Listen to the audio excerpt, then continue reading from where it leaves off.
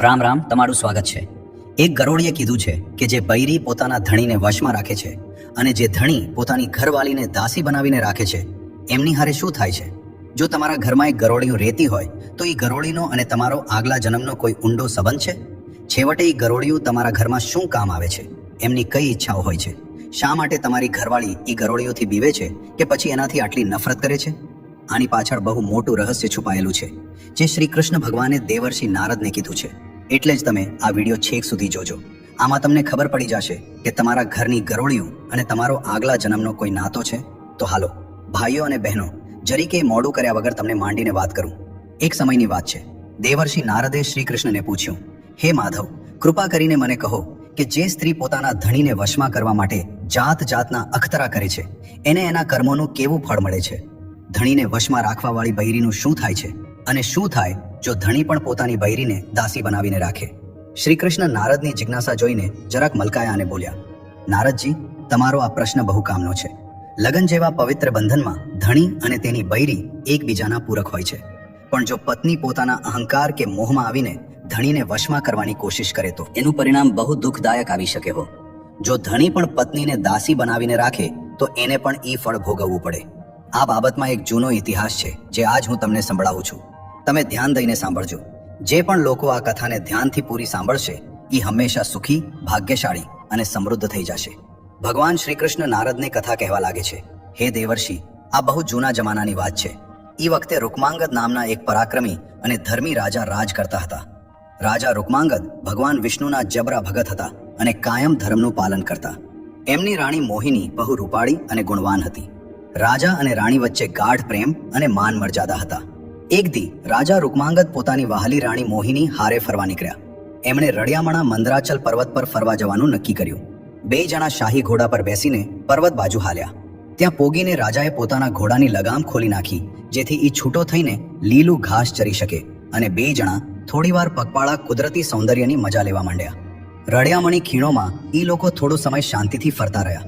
પર્વતની લીલીછમ ખીણો, પંખીડાનો મીઠો કલરવ અને ધીમો સુગંધી પવન જોઈને એમના દિલ રાજી થઈ ગયા. સમયનું ભાન ન રહ્યું અને સાંજ પડવા આવી એટલે રાજા રાણીએ પાછા વળવાનું વિચાર્યું. એ લોકો એ જગ્યાએ પાછા આવવા માંડ્યા જ્યાં એમનો ઘોડો ચરતો હતો. તયે રાજા રૂકમાંગદે છેટેથી જોયું કે એમનો તાકાતવાળો ઘોડો બહુ બેચેન થઈને પોતાના આગલા ડાબલાથી જમીન ખોદી રહ્યો છે. ઘોડાના ડાબલા વજ્ર જેવા કઠણ હતા અને જોર જોરથી જમીન પર પછડાતા હતા. એવું લાગતું હતું કે જાણે ઘોડો ધરતીની અંદર કંઈક ગોતી રહ્યો હોય કે કોઈ વસ્તુથી બી જઈને જમીન પર ઘા કરતો હોય. રાજા ચિંતામાં પડી ગયા અને બોલ્યા, મોહિની, જો તો ખરી, આપણો ઘોડો આમ ધરતીકા ખોદી રહ્યો છે. નક્કી જમીનની નીચે કોઈ જીવ ફસાયો હશે. રાણી મોહિની પણ એ દ્રશ્ય જોઈને ગભરાઈ ગઈ. રાજા રૂકમાંગ તરત ઘોડા બાજુ દોડ્યા અને લગામ પકડીને એને શાંત કરવા માંડ્યા. ઘોડો હણહણીને ધરતી ખોદવાનું બંધ નહોતો કરતો. રાજા અને રાણીએ પાસે જઈને નજર કરી તો જોયું કે ઘોડાના ડાબલા એક જીવને વાગી રહ્યા છે. રાજા અને રાણી લગોલગ પોગ્યા ત્યાં સુધીમાં ઘોડાએ જમીન ઘણી ખોદી નાખી. ઘોડાના મારથી માટી ચારે કોર ઉડતી હતી. એમણે જોયું કે ધરતીની માટીમાંથી એક નાનકડી ગરોળી ગભરાઈને બારે નીકળવાની કોશિશ કરી રહી છે. બિચારી ગરોળી ત્યાં કોઈ દરમાં રરેતી હતી અને ઘોડાના ડાબલાથી એનું ઘર ભાંગી ગયું હતું. એ જીવ બચાવવા આમ તેમ ભાગતી હતી.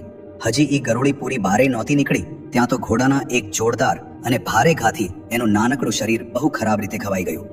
ઘોડાના ડાબલાના સીધા ઘાથી ગરોળી લોહી લુહાણ થઈને જમીન પર પડી અને બેભાન થઈ ગઈ. એનું કુમળું શરીર દરદથી ફાટી ગયું હતું. દયાળુ રાજા રૂકમાંગદે આ કારજો કંપાવી દે એવું દ્રશ્ય જોયું તો એમનું હૈયું ભરાઈ આવ્યું. એક પળ પેલા એ રાજી હતા પણ હવે એમની આંખમાં પેલા નિર્દોષ જીવ માટે દયા ઉભરાઈ આવી. એમણે તરત ઘોડાની લગામ ખેંચીને એને રોક્યો અને ઝડપથી ઘવાયેલી ગરોળી બાજુ ગયા. રાજાએ ઝાડ પરથી થોડા મોટા અને કુમળા પાંદડા તોડ્યા અને સાચવીને એ પાંદડાની મદદથી ગરોળીના ઘવાયેલા શરીરને ઘોડાના ડાબલા નીચેથી ઉપાડ્યું.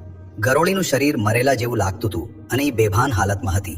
રાણી મોહિની પણ રાજાની હારે ત્યાં પોગી ગઈ હતી. રાજા રૂકમાંગદે એ બેભાન પડેલી ગરોળીને બહુ પ્રેમથી ઘાસ ફૂસ પાથરેલી જમીન પર મૂકી. ગરોળીનો દમ તૂટવા જેવો હતો. એનું નાનકડું શરીર હજીએ ધ્રુજતું હતું. એ જીવતી તો હતી પણ સખત પીડાને લીધે બેભાન થઈ ગઈ હતી. રાજાએ ચિંતામાં પડીને રાણીને કીધું, સુંદરી, તરત ચોખ્ખું અને ઠંડુ પાણી લઈ આવ. આ નાનકડી ગરોળી આપણા ઘોડા નીચે દબાઈને બેભાન થઈ ગઈ છે અને જલ્દી પાણી છાંટવું પડશે તો જ આ બચી શકશે. સ્વામીની આજ્ઞા મળતા જ રાણી મોહિની તરત બાજુના ઝરણા તરફ દોડી. થોડીક જ વારમાં એ પોતાના હાથમાં શીતળ નિર્મળ પાણી ભરીને પાછી આવી. રાજાએ નમીને પોતાના હાથે એ ઠંડુ પાણી ગરોળીના શરીર પર ધીમે ધીમે છાંટવાનું શરૂ કર્યું. ઠંડા પાણીના ટીપા પડતા જ જાણે ચમત્કાર થયો. બેબેભાન હાલતમાં પડેલી એ ગરોળીના શરીરમાં ધીમે ધીમે હલચલ થવા માંડી. થોડીવાર સુધી રાજા એને પાણી છાંટતા રહ્યા અને મોહિની પાસે ઊભી ઊભી આશાભરી નજરે આ દ્રશ્ય જોતી રહી. છેવટે ઠંડા પાણીના છંટકાવથી ગરોળીએ આંખો ખોલી. એની મૂર્છા તૂટી અને ભાન આવ્યું. ઘવાવાને કારણે એના શરીરમાં બહુ પીડા હતી. તોય એને પડખું ફરીને પોતાની નાની આંખોથી રાજાને જોયા. રાજા રૂપમાંગદે હાશકારો અનુભવ્યો અને ધીમા અવાજે બોલ્યા, ભગવાનનો પાડ, આ હવે ભાનમાં આવી ગઈ છે. રાણી મોહિનીએ પણ સંતોષ માન્યો. હા સ્વામી, ઠંડા પાણીથી આને ભાનમાં આવતા વાર ન લાગી. તમે ટાણે જ આને બચાવી લીધી. ગરોળી થોડીવાર સુધી દર્દથી પડખા ઘસતી રહી. પછી એણે જાણે હિંમત ભેગી કરીને પોતાની આંખો પૂરી ખોલી. સામે રાજા રાણીને ઉભેલા જોઈને એ સમજી ગઈ કે આમના લીધે જ એનો જીવ બચ્યો છે. એ નિર્દોષ જીવે આભાર ભરી નજરે રાજા રૂકમાંગદ સામું જોયું. રાજાએ દયાળુ સ્મિત હારે એના માથા પર હળવો હાથ ફેરવ્યો, જાણે ધરપત દેતા હોય કે હવે એ સુરક્ષિત છે. ત્યાં તો એક અજુગતી ઘટના બની. જમીન પર પડેલી એ સાધારણ ગરોળી એકદમ માણસની જેમ બોલવા માંડી. નબળા અને ધ્રુજતા અવાજે એણે રાજાને કીધું, મહાબાહુ રૂકમાંગદ મહારાજ, તમે મારા પર જે ઉપકાર કર્યો છે એના માટે હું દિલથી આભારી છું. તમારા જેવા પુણશાળી રાજાના શરણે આવવાથી મને હવે બધું યાદ આવી ગયું છે. આ સાંભળીને રાજા અને રાણી બે અચંબામાં પડી ગયા. અરે આ શું? આ ગરોળી તો માણસની બોલીમાં વાત કરી રહી છે. રાજાએ હાથ જોડીને ઈ ગરોળીને પૂછ્યું, હે દેવી, તમે કોણ છો અને તમારી આવી દશા શેના લીધે થઈ છે અને તમે માણસની બોલીમાં વાત કેમ કરી શકો છો? મહેરબાની કરીને મને તમારી વીતક કથા માંડીને કહો, જેથી હું તમારી મદદ કરી શકું. ત્યારે ઈ ગરોળી બોલવા માંડી, હે રાજા, મહેરબાની કરીને મારી વાત સાંભળો. હું કોઈ સાધારણ ગરોળી નથી, પણ મારા આગલા જન્મના કા કર્મોનું ફળ ભોગવી રહેલી એક પાપણ આત્મા છું. જો તમારી કૃપાનો હોત તો આજ મારું જીવન પૂરું થઈ જાત. આજ જ્યારે તમારા જેવા ભગવાન વિષ્ણુના પરમ ભગતનું સાનિધ્ય મને મળ્યું તો મને માણસની જેમ વાચા મળી ગઈ અને મને મારા આગલા જન્મના બધા કર્મો પણ યાદ આવી ગયા છે. એટલે હું તમને મારા આગલા જન્મનું ચરિત્ર સંભળાવું છું. ત્યારે જ તમને મારા આ દુઃખનું કારણ સમજાશે. ઈ નાના એવા જીવના આવા વેણ સાંભળીને રાજા રૂકમાંગદ પણ અચંબામાં હતા, પણ ઈ ધર્મ અને અધ્યાત્મના ઊંડા રહસ્યોથી સારી પેઠે વાકેફ હતા. એમણે મનોમન વિચાર્યું કે નક્કી આ કોઈ આગલા જન્મનો પ્રાણી છે જે શ્રાપ કે પાપના લીધે ગરોળી બન્યો છે. એમણે તરત પોતાનું આશ્ચર્ય દબાવ્યું અને ધરતી પર નમીને ધીમા અવાજે બોલ્યા, હે ભોળા જીવ, સંકોચ રાખ્યા વગર તારી વાત કે. હું ધ્યાનથી સાંભળીશ. તારા દુઃખનું કારણ જાણવું અમારો ધર્મ છે. તું ચિંતા કર્યા વગર બધું કે. ગરોળીએ કણસતા કણસતા કહેવાનું શરૂ કર્યું, મહારાજ, મારું આગલા જન્મનું નામ કામવતી હતું. હું એક બ્રાહ્મણની પત્ની હતી અને રળિયામણા શાકલ નગરમાં રહેતી હતી. એ નગરમાં સારા બાગ બગીચા અને પવિત્ર મંદિર હતા. મારા ધણી એક વિદ્વાન બ્રાહ્મણ હતા અને નગરમાં એમનું માન હતું. નસીબ જોગે મને રૂપ અને જુવાનીનું વરદાન મળ્યું હતું. હું દેખાવમાં રૂપાળી હતી, જુવાન હતી, ઘરકામ પણ હોશિયારીથી કરતી. મેં મન, વચન અને કર્મથી મારા ધણીની ચાકરી કરવામાં ક્યારેય કચાશ નહોતી રાખી. તો પણ પ્રભુ, કમનસીબે હું મારા સ્વામીની વાહલી ન બની શકી. મારા ધણી ખબર નહીં ક્યાં કારણથી મારાથી હંમેશા રિસાયેલા રહેતા. હું જેટલો એમને રાજી કરવાનો પ્રયાસ કરતી એટલા જ મારાથી છેટા ભાગતા. એ નાની નાની વાતમાં મારા પર ગુસ્સે થતા અને કડવા વેણ કહેતા. એમના આકરા શબ્દો મારા કાળજાને વીંધી નાખતા. હું રાત દી એ વિચારીને રોયા કરતી કે એવું તો શું કરું જેનાથી મારા સ્વામીનો પ્રેમ મને મળે. એક પત્ની માટે આનાથી વધારે દુઃખ શું હોય કે એનો ધણી એનાથી નફરત કરે કે બીજીમાં જીવ પરોવે. ગરોળી બોલવા લાગી, હા રાજા, મારા સ્વામીનું મન મારામાં નહોતું. કદાચી કોઈ બીજી સ્ત્રી બાજુ ખેંચાયેલા હતા. એમની અવગણના અને તિરસ્કારથી દુઃખી થઈને મારા મનમાં પણ ધીમે ધીમે ગુસ્સો અને બદલાની ભાવના ઘર કરવા માંડી. જેને આપણે પ્રેમ કરતા હોઈએ, જો એ આપણો તિરસ્કાર કરે તો પ્રેમની જગ્યાએ ક્યારેક રોષ આવી જાય છે. મારી હારે પણ આવું જ થયું. હું અંદરને અંદર પસ્તાવા અને રોષમાં બળતી હતી. છેવટે એક દી ગુસ્સા અને દુઃખમાં આવીને મેં નક્કી કર્યું કે હવે મારા ધણીને ગમે તેમ કરીને મારા વશમાં કરીને જ રહીશ. હું એમને બતાવી દેવા માંગતી હતી કે મારી અવગણના કરવી એમને ભારે પડશે. મારા મનમાં એક જીદ ચડી ગઈ હતી કે ગમે તેમ થાય, મારે મારા ધણીના દિલ પર કબજો કરવો છે, ભલે એના માટે કોઈ પણ રસ્તાનો સહારો લેવો પડે. એ વખતે દુઃખ અને ગુસ્સાએ મારી બુદ્ધિ બગાડી નાખી હતી. હું મારા ફરજના રસ્તાથી ભટકી રહી હતી. આ મને ત્યારે ન સમજાયું. મારા મનમાં બસ એક જ ધૂન સવાર હતી, મારે મારા ધણીને વશમાં કરવા છે, ભલે એના માટે મારે કોઈ તાંત્રિક ઉપાયનો જ સહારો કાં ન લેવો પડે. ગરોળી રૂપી એ સ્ત્રીના આત્માએ ઊંડો શ્વાસ લીધો અને પછી બોલી, હે મહારાજ, મારા બળતા હૈયાની આગ લઈને હું ઉપાય ગોતવા ઘરેથી નીકળી. મેં સાંભળ્યું હતું કે અમારા નગરની બીજી કેટલીક સ્ત્રીઓએ પણ પોતાના જીવનમાં આવા દુઃખ વેઠ્યા હતા, પણ પછી એમણે કંઈક ઉપાય કરીને પોતાના ધણીને પાછા વશમાં કરી લીધા હતા. મેં નક્કી કર્યું કે પહેલા હું એ સ્ત્રીઓની જ સલાહ લઈશ જે પોતાના ધણીથી તરછોડાયેલી કે દુઃખી હતી અને જેમણે છેવટે એમને પાછા પોતાના વશમાં કરી લીધા હતા. મેં નગરની કેટલીક મોટી ઉંમરની બૈરીઓનો સંપર્ક કર્યો જેમની વાતો એવી હતી કે એમણે વશીકરણથી પોતાના રિસાયેલા ધણીને પાછા મેળવી લીધા હતા. એ બૈરીઓએ મારા દુઃખની વાત સાંભળી. એ પણ ક્યારેક મારા જેવી જ દુઃખી હતી, એટલે મારી વેદના સમજી શકતી હતી. મારા આંસુ અને ગુસ્સા ભરેલા વેણ સાંભળીને એમણે મને ધરપત આપી. એમની આંખોમાં એક અલગ જ ચમક હતી, જાણે એ કોઈ ઊંડો ભેદ જાણતી હોય. એમાંની એકે મને કીધું, બેટા, તારો ધણી નક્કી તારા વશમાં થઈ જશે. અમે પણ અમારા જીવનમાં આ જ વેદના વેઠી છે અને એક ઉપાયથી અમને સફળતા મળી. મેં આતુરતાથી પૂછ્યું, માડી, કૃપા કરીને કહો એ ઉપાય વિશે. હું કોઈ પણ કિંમત ચૂકવવા તૈયાર છું જેનાથી મારા ધણીનું દિલ બદલાઈ જાય. બીજી બાઈ બોલી, અહીંયા આપણા નગરથી થોડે છેટે એક સિદ્ધ સાધ્વી રહે છે. એ એક સંન્યાસીની છે. તંત્ર મંત્ર અને ઔષધિઓમાં એમને મોટી સિદ્ધિ મળેલ છે. અમારા બધાના ધણીને એમણે જ પોતાની આપેલી ઔષધિ અને મંત્રોના પ્રતાપથી વશમાં કરાવી દીધા. તારા માટે પણ એ જ એક ઉપાય છે. તું એ સંન્યાસીની પાસે જા. એ તારા પર જરૂર દયા કરીને મદદ કરશે. એ બૈરીઓની વાત સાંભળીને મારા મનમાં આશા જાગી. મને લાગ્યું જાણે અંધારામાં એક રસ્તો મળી ગયો હોય. મેં તરત નિર્ણય લીધો કે હું એ સંન્યાસીની પાસે જઈશ. એ બૈરીઓએ મને સંન્યાસીનીનું ઠેકાણું સમજાવી દીધું. એ નગરની બારે એક ઘાટા જંગલમાં નાની ઝૂંપડીમાં રહેતી હતી. બીજે જ દી સવારે હું મોડું કર્યા વગર એ જંગલ બાજુ હાલી નીકળી. થોડે દૂર હાલ્યા પછી મને ઝાડવાની વચ્ચે હવામાં ધુમાડા અને અગરબત્તીની સુગંધ આવવા માંડી. પાસે ગઈ તો એક નાની ઝૂંપડી દેખાણી જેની અંદરથી ધીમો ધુમાડો નીકળતો હતો. મારું હૈયું ધક ધક થવા માંડ્યું, પણ મારા લક્ષ્યને ધ્યાનમાં રાખી મેં હિંમત ભેગી કરી અને અંદર ગઈ. અંદર આછું અંધારું હતું.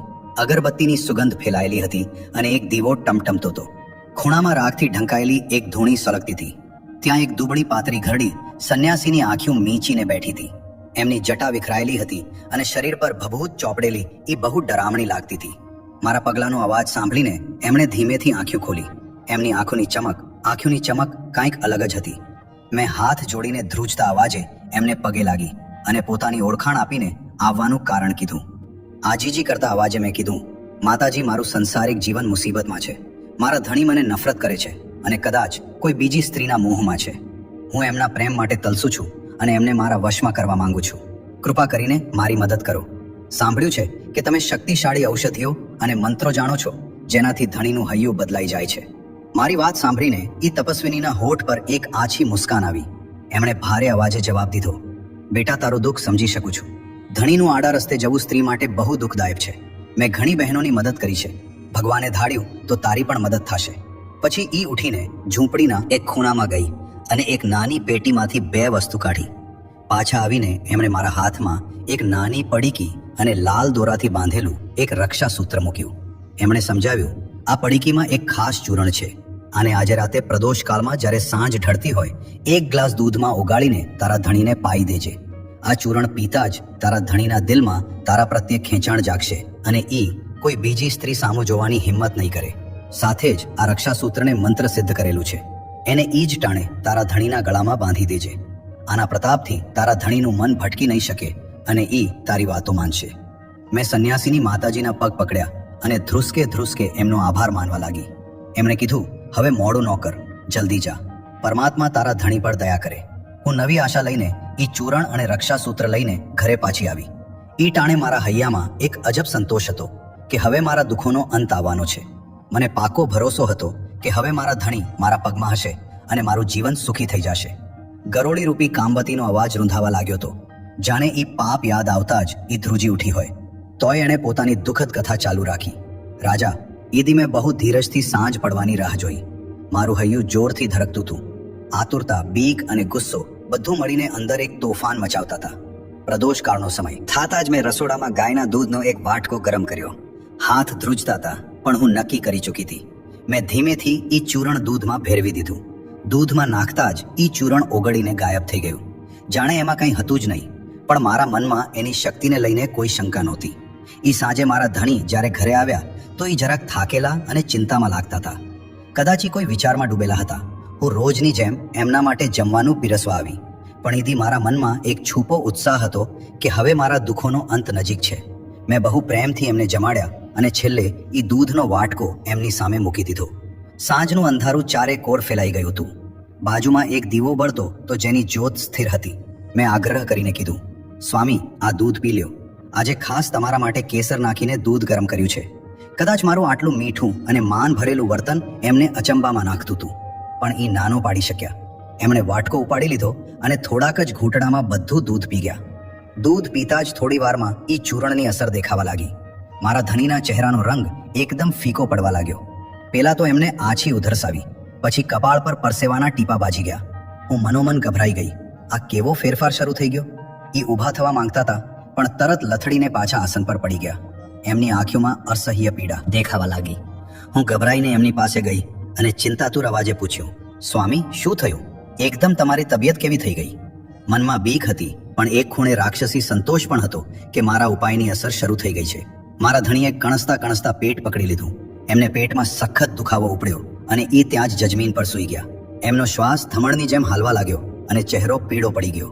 ઉપરથી હું ગભરાવાનો ડોળ કરતી હતી, પણ અંદર મારા અહંકારને ટાઢક મળતી હતી કે જેટલું અપમાન મેં સહન કર્યું તો એની સજા એમને મળી રહી છે. પણ મહારાજ, થોડીક જ વારમાં બાજી મારા હાથમાંથી સરકતી દેખાણી.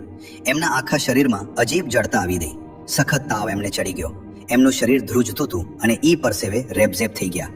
હું બી તો ગઈ હતી, તોય પોતાની જાતને ધરપત આપી કે કદાચ આ દવાની શરૂઆતની અસર હશે, પણ મનમાં ઊંડી ફાળ હતી.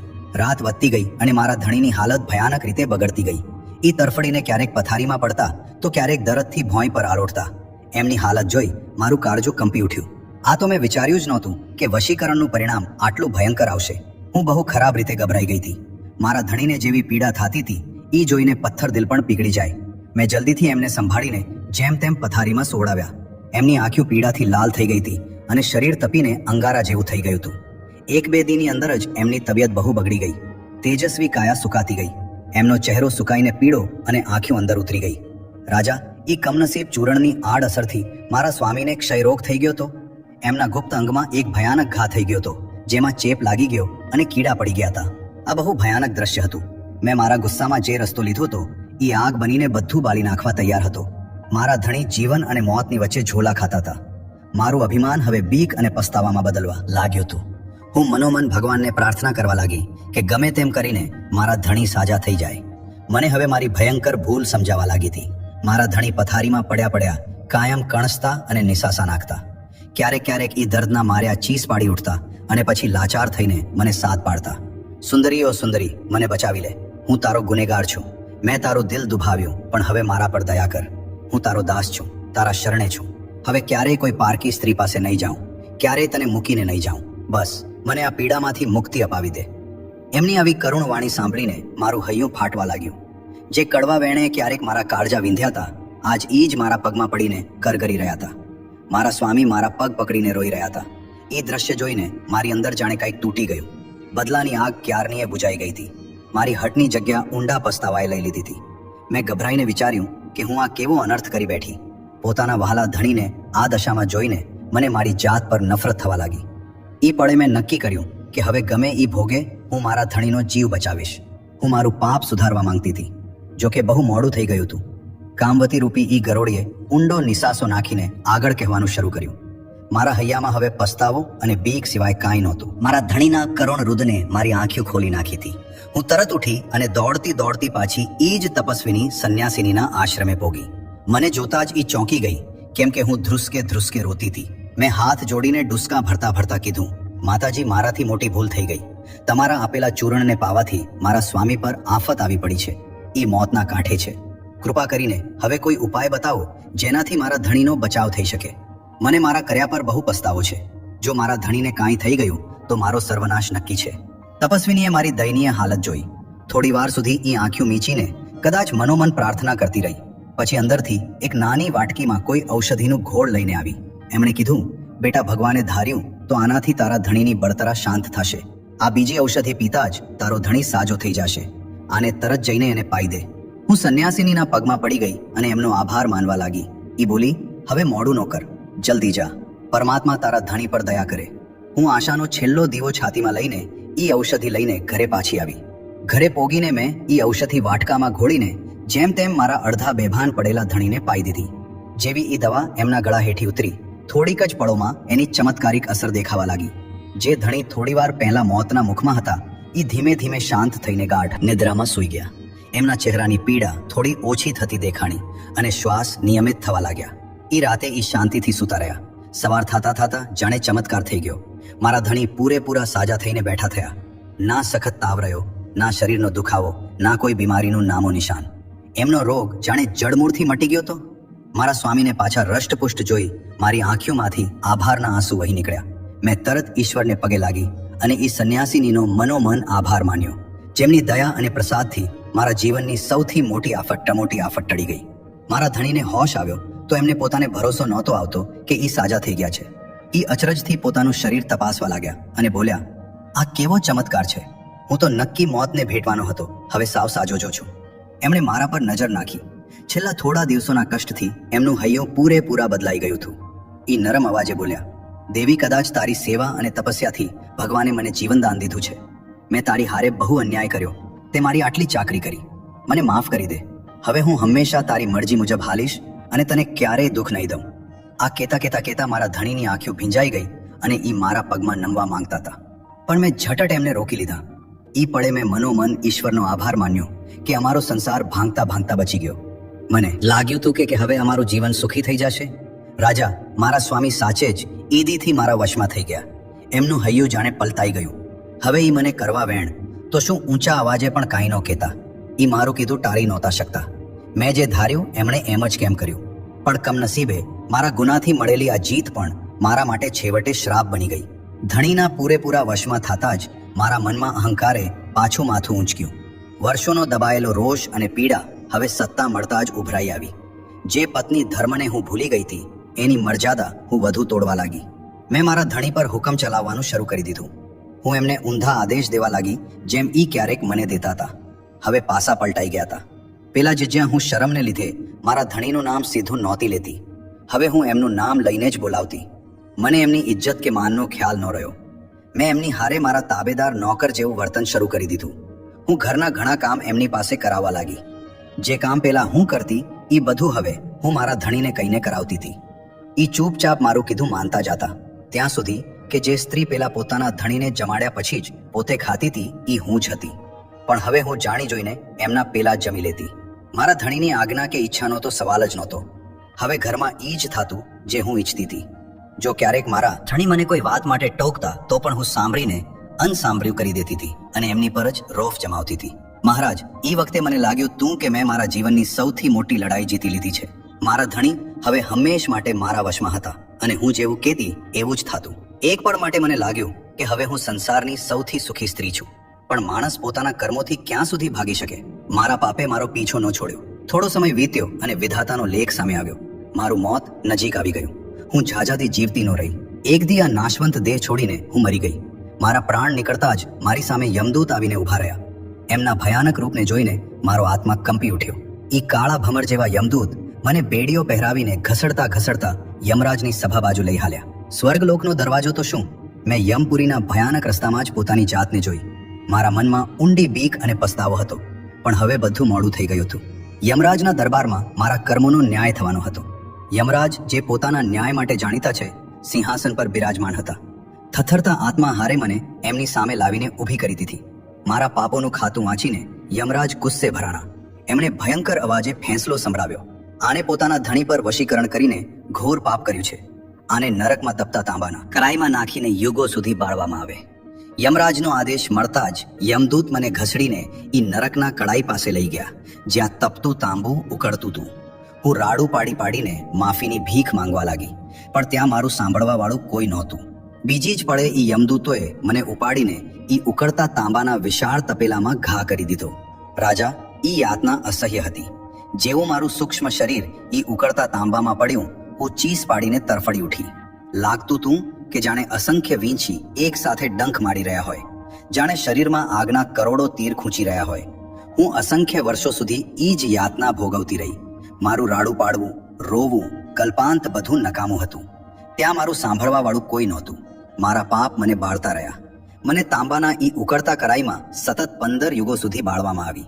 આટલા લાંબા સમય સુધી નરકની યાતના વેઠ્યા પછી જ્યારે મારા થોડા પાપ બળી ગયા, ત્યારે યમરાજે મને નરકમાંથી કાઢવાનો હુકમ કર્યો. હું સમજી ગઈ હતી કે મારા કામ માફીને લાયક નહોતા, પણ હજી પૂરી સજા બાકી હતી. યમરાજે કડક અવાજે કીધું, આના પાપ પૂરી રીતે નથી મટ્યા. આને માણસનો અવતાર હજી નહીં મળે. આને પૃથ્વી પર મોકલી દયો. એમના આદેશ મુજબ મારો આવતો જન્મ પૃથ્વી પર એક તુચ્છ ગરોળીના રૂપમાં થયો. હે મહારાજ, આ ગરોળીની દેહમાં રહેતા મને હવે 10,000 વર્ષ વીતી ગયા છે. આટલા વર્ષો સુધી હું આ રૂપમાં પૃથ્વી પર ભટકી રહી છું. ક્યાંક કોઈ જૂના ખંડેરમાં, તો ક્યારેક કોઈ ઝાડની બખોલમાં, તો ક્યારેક લોકોના ઘરની અંધારી તિરાડોમાં છુપાઈને મેદી કાઢ્યા છે. આ તુચ્છ દેહ સાથે જીવન બહુ દુઃખદાયક છે. ના સરખું ખાવાનું, ના પાણી, બસ જીવડા ખાઈને જીવતી રહી. સતત 10,000 વર્ષનો આ લાંબો સમય મેં મારા પાપો પર પસ્તાવો કરતા અને ઈશ્વર પાસે માફી માંગતા વિતાવ્યો છે.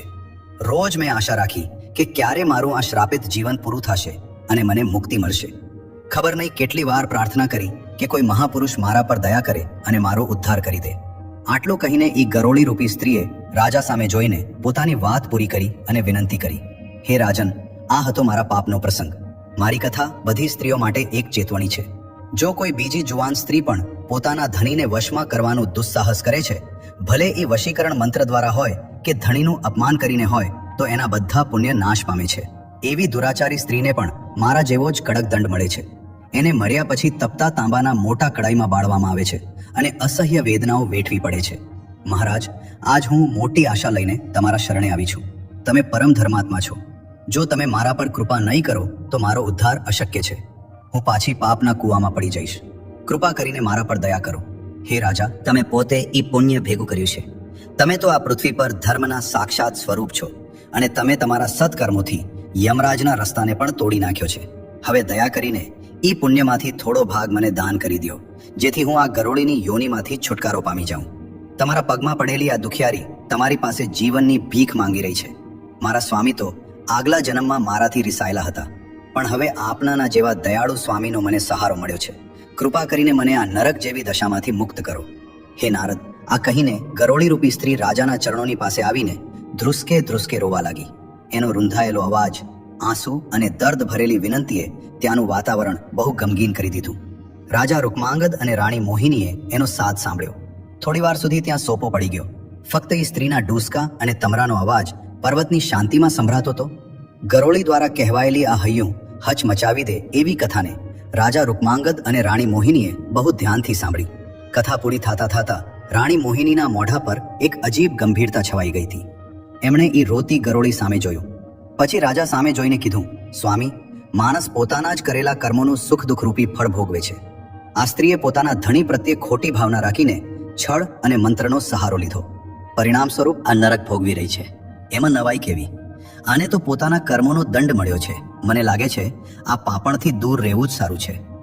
રાણીના વેણ સાંભળીને રાજા રૂકમાંગદ ગંભીર અવાજે બોલ્યા, મોહિની, તારા મોઢે આવી કઠોર વાતો શોભતી નથી. હે સુમુખી, સજ્જન અને સાધુ પુરુષોનું આચરણ આવું ન હોય. સાચા ધર્માત્મા ઈ જ છે જે બીજાના દુઃખને પોતાનું દુઃખ સમજે છે અને બને એટલું એનું નિવારણ કરે છે. જે પાપી અને નિર્દય હોય છે ઈ જ ખાલી પોતાના સુખની ચિંતા કરે છે. તો આપણે કેમ આ દુઃખી નારીની મદદ ન કરીએ? આ પોતાના પાપનું ભોગવી રહી છે, પણ શું આપણે આપણા પુણ્યથી આને ઉગાગારી ન શકીએ? જો ઈશ્વરે આપણને શક્તિ આપી છે તો એનો ઉપયોગ કોઈનું ભલું કરવામાં જ થવો જોઈએ. સુંદરી મોહિની, મેં નક્કી કરી લીધું છે. હું આ દુઃખી ગરોળીને મારા પુણ્યનો ભાગ આપીને જરૂર આનો ઉદ્ધાર કરીશ. બરોબર ઈ જ રીતે જેમ જૂના કાળમાં રાજા યયાતિનો ઉદ્ધાર એમના પુણ્યશાળી પૌત્રોએ પોતાના પુણ્ય આપીને કર્યો હતો. આ મારું સૌભાગ્ય હશે કે ઈશ્વરે મને કોઈ જીવના ઉદ્ધારનું નિમિત્ત બનાવ્યો. રાજા રૂકમાંગદે આ કહીને આંખો મીચી લીધી અને મનોમન ભગવાન વિષ્ણુને યાદ કરતા પોતાના હાથ આગળ ફેલાવી દીધા. એમણે દયા અને વાલથી ધ્રુજતા અવાજે આશીર્વાદ દીધા, હે પરમાત્મા, મારા દ્વારા કરાયેલા વ્રત અને બીજા જેટલા પણ શુભ કર્મોનું પુણ્ય હોય એ બધું આ પીડિત સ્ત્રીને અર્પણ કરું છું. મારા પુણ્યના અજવાળાથી આના પાપનું અંધારું દૂર થાય. વિષ્ણુ ભગવાન આના પર કૃપા કરે. રાજાના આ વેણ સાથે જ એક અદ્ભુત ચમત્કાર થયો.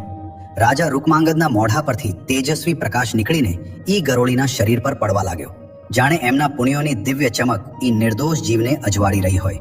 થોડીક જ ક્ષણોમાં એ પ્રકાશ વધતો ગયો અને ગરોળીનું છુદાયેલું નાનું શરીર એમાં ગાયબ થવા જેવું લાગ્યું. પ્રકાશનો ઈ પૂંજ થોડી વાર સુધી ફેલાયેલો રહ્યો. જ્યારે એનું તેજ ઓછું થયું અને રાજા રૂકમાંગદ ને મોહિનીએ આંખો ખોલીને જોયું તો જે દ્રશ્ય સામે હતું એ જોઈને એમના આંસુ ખુશીથી છલકાઈ ગયા.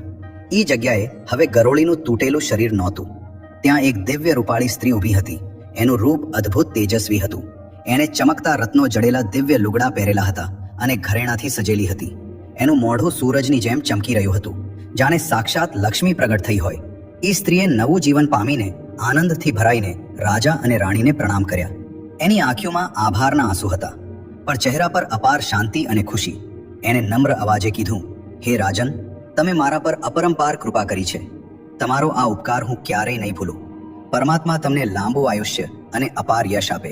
આટલું કહીને એ દિવ્ય સ્ત્રી હાથ જોડીને આકાશ બાજુ જોવા લાગી. ઈ જ પળે આકાશ માર્ગેથી મંદિર જેવું એક દિવ્ય વિમાન નીચે ઉતરતું દેખાણું. રાજા રૂકમાંગદની રજા લઈને એ સ્ત્રી એ દિવ્ય વિમાન પર બેસી ગઈ. બીજી જ પળે દેવતાઓના મીઠા ગીત વચ્ચે એ વિમાન આકાશ બાજુ ઉડી ગયું અને એ સ્ત્રી વૈષ્ણવોના પરમધામ વૈકુંઠ જાતિ દેખાતી બંધ થઈ ગઈ. આ રીતે રાજા રૂકમાંગદે પોતાના ત્યાગ અને ધર્મ પાલનથી એક દુખિયારીનો ઉદ્ધાર કર્યો. ત્યાર પછી રાજા અને રાણી પોતાના ઘોડા પર સવાર થઈને શાંત મને પોતાના રાજ્ય બાજુ પાછા વળ્યા. શ્રી કૃષ્ણે કથા પૂરી કરીને વિરામ લીધો. નારદ મુનિની આંખોમાં પણ ભાવુકતા દેખાતી હતી. એમણે નમ્રતાથી હાથ જોડીને કીધું, હે પ્રભુ, તમારી આ કથાએ મારું હૈયું ખોલી નાખ્યું. સાચે જ જે સ્ત્રી ધણીને વશમાં કરવાનું પાપ કરે છે એનો અંત આવો જ દુઃખદ હોય છે. આ કથા દરેક સ્ત્રી પુરુષ માટે એક શીખ છે કે સંસારિક જીવનમાં પ્રેમ, વિશ્વાસ અને ધર્મનું પાલન જ શ્રેષ્ઠ રસ્તો છે. આ કથામાંથી આપણને એ શીખ મળે છે કે ધણી ધણીયાણીના સંબંધમાં એકબીજાનું માન, વિશ્વાસ અને ધર્મ પાલન બહુ જરૂરી છે. ખાસ કરીને પત્ની દ્વારા ધણીને છળ, જાદુ કે ખોટી રીતે વશમાં કરવાનો પ્રયાસ ભયંકર વિનાશકારી સાબિત થાય છે. ધણીને પરમેશ્વર સમાન માનીને એની સેવા અને માન કરવું જ સ્ત્રીનો પરમ ધર્મ કીધો છે. જે સ્ત્રી પોતાના ધણી પ્રત્યે કપટ કે અહંકારનો રસ્તો અપનાવે છે એને જીવનમાં ક્યારેય સુખ નથી મળતું અને એને પોતાના કર્મોનું કડક ફળ ભોગવવું પડે છે. તો જો તમને આ કથા સારી લાગી હોય તો કૃપા કરીને આ વિડીયોને લાઈક જરૂર કરજો. સાથે કોમેન્ટ બોક્સમાં જય શ્રી કૃષ્ણ જરૂરથી લખજો.